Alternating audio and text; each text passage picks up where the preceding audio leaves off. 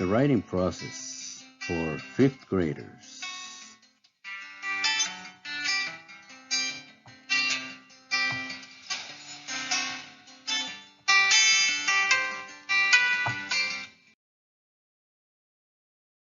Another ways of getting our writing and our ideas to be understood, to be used, to be placed into the paper and into the report that we're doing or the project. These are graphics that will help us understand and better grasp the use of the words that we're using, and they will help us expand our ideas, our information. For example, let us check the first one. See, this first one here that you have, this is the spider web.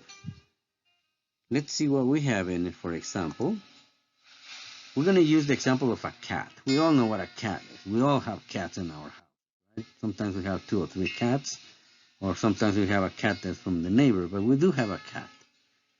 And the different circles around the word, these are going to be words that describe the cat, like adjectives.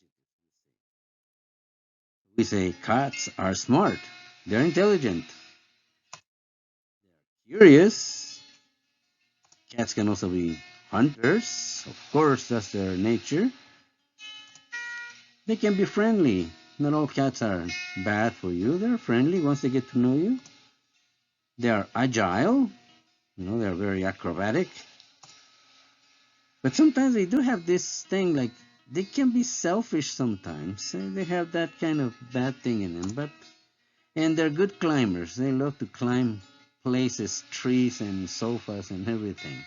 So as you can see, this first graph help us to develop a word and to enrich the word, in this case, cat. Now we know many things about a cat. Let us use the second graph. Second graph that we're going to be using is going to be this one, the idea support map. So in the idea support map, I'm going to use the example of boys love playing soccer. I think most boys love doing that. There are just 1 or 2 girls that do it, but most commonly is boys. So boys love playing soccer. That's our main sentence idea. So we're going to have some sentences that help us understand the sentence before here. So we say, they shoot at the goalie, at the goalkeeper. They jumped to hit the ball.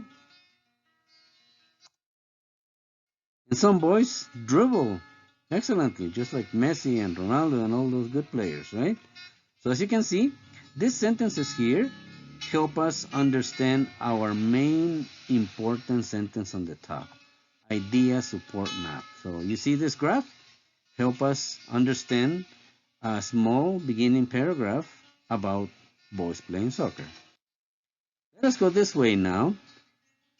The third graph, we call it the Venn diagram, and we do 2 or 3 things here. 2 things. We can compare.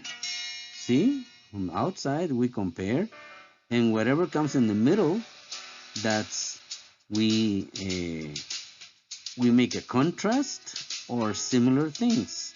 So in this case, we're going to use an example that is very easy for you to understand. We're going to compare today boys and girls. There's a big difference, right? So let us go in order.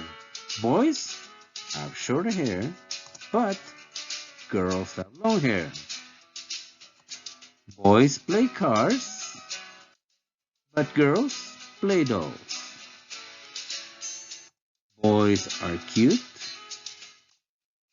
and girls are pretty. You see how different that comes? And let us check a couple of differences, similar things that boys and girls may have. So let's see. Boys and girls are smart and intelligent. Boys and girls study, in this case English. And and boys and girls are happy.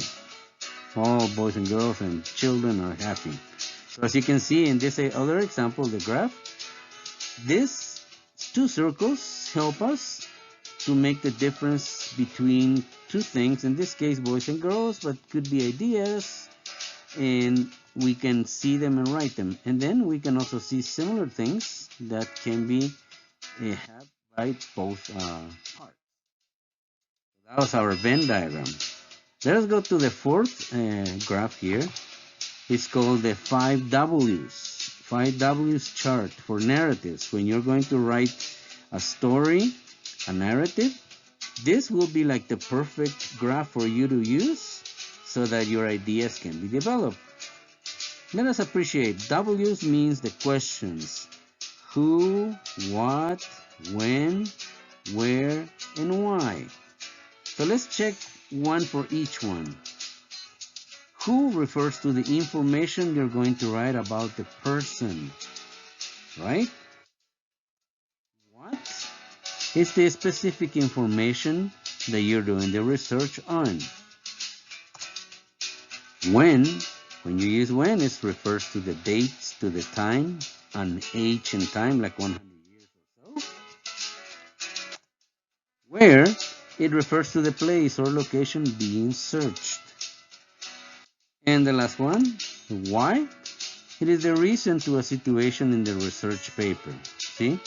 There's always a reason for why you're doing this or a situation that is answer for this. So you're going to be, once you have this 5Ws completed, then you can develop your story, in this case a narrative, so that everything comes okay. Here we have more examples of other organizers that can also help us in many ways. Like in this case, let's put some color here. Appreciate this one. Cause and effect. Notice how this cause and effect, here's the central idea, and there are 2 or 3 things that can be had as a cause and the effect for doing so. Let's check another one.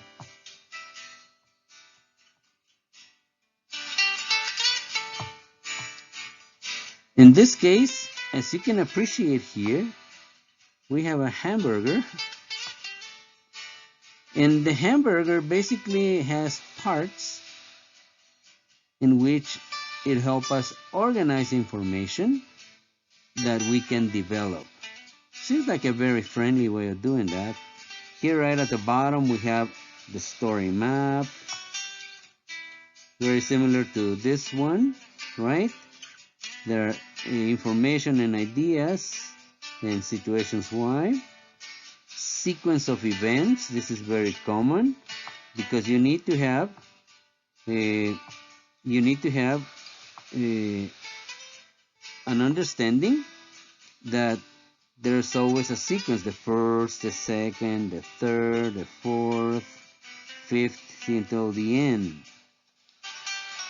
And then the last one, hold on, let's just clear a little bit here so that we can see. And then our last one here, that's a timeline. See? Timelines are also necessary because we need to understand dates and the order when it happens and the steps and how it is developed so that we can see like a biography, for example. So for today, these are the parts. Let us continue